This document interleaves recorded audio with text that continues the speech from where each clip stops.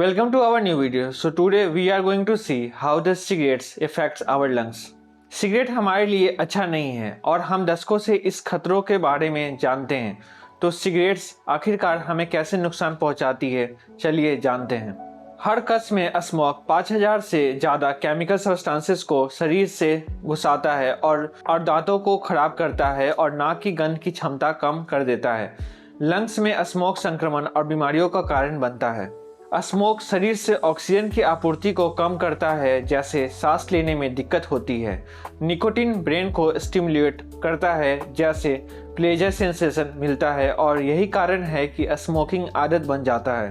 Nicotine और cigarette से अन्य केमिकल्स रक्त वाहिकों को संकुचित करते हैं और उन्हें नाजुक इंडेथमिन लाइनिंग को नुकसान पहुंचाते हैं, जिससे ब्लड फ्लो में रुकावट आती है। यह ब्लड वेसल्स की दीवारों को मोटा करते हैं और प्लेटलेट की स्टिकनेस को बढ़ाते हैं, जिससे ब्लड क्लॉट्स बनने की संभावना बढ़ जाती है, जो हार्ट अटैक और स्ट्रोक का कारण बन सकते हैं। सिगरेट्स के अंदर मौजूद केमिकल्स शरीर के डीएनए में खतरनाक म्यूटेशन उत्पन्न करते हैं, जो कैंसर का कारण बन सकते हैं। इसके अलावा आर्सेनिक और निकिल जैसे तत्व डीएनए रिपेयर प्रोसेस को प्रभावित कर सकते हैं, जिससे शरीर की कैंसर से लड़ने की क्षमता कमजोर हो जाती है। असल में यूनाइटेड स्टेट्स में हर 3 में से 1 कैंसर की मृत्यु की स्मोकिंग के कारण होती है और यह सिर्फ लंग कैंसर तक सीमित नहीं है। स्मोकिंग शरीर के कई ऑर्गन्स और टिश्यूज में कैंसर का कारण बन सकता है। इसके अलावा आइज की रोशनी को नुकसान और बोन्स में कमजोर करता है। यह वुमेन के प्रेगनेंसी में नुकसान पैदा करते हैं और मैन में यह डायफंक्शन का कारण बन सकता है। लेकिन जो लोग स्मोकिंग छोड़ते हैं उनके लिए एक बड़ा पॉजिटिव चेंज होता है, जो लगभग तुरंत और लंबे समय तक फिजिकल बेनिफिट के रूप में दिखाई देता है।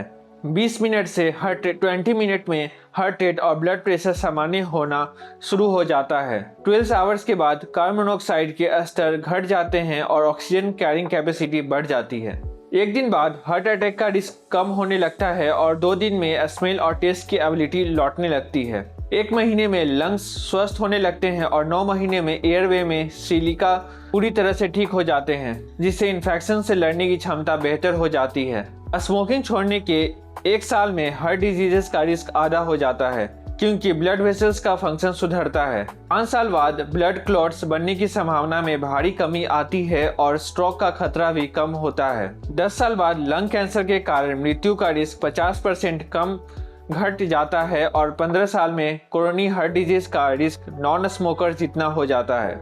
यह सब हासिल करना आसान नहीं है, यह स्वीकार करना मुश्किल है। स्मोकिंग छोड़ने से मेंटल स्ट्रेस और डिप्रेशन हो सकता है, जो निकोटीन के एब्सेंस का परिणाम होता है। जैसे सौभाग्य से ऐसे इफेक्ट्स आमतौर पर टेम्पररी होते हैं और अब क्विटिंग आसान हो गया है कई उपायों के साथ। निकोटीन रिप्लेसमेंट थ्योरी जैसे गम, पैचेज, लेजेंस और स्प्रे स्मोकर्स को निकोटीन रिसेप्टर्स को स्टिमुलेट करने में मदद करते हैं, जिससे निकोटीन विड्रॉवल के सिम्टम्स से राहत मिलती है, बिना किसी अन्य हार्मफुल केमिकल्स के। Counselling, support groups, cognitive behavioural therapy और मॉडरेट इंटेंसिटी एक्सरसाइज भी क्विटिंग में मदद करते हैं। यह अच्छी खबर है, क्योंकि स्मोकिंग छोड़ने से आप और आपका शरीर हेल्थ की ओर लौटते हैं। क्या आपने कभी स्मोकिंग छोड़ा है?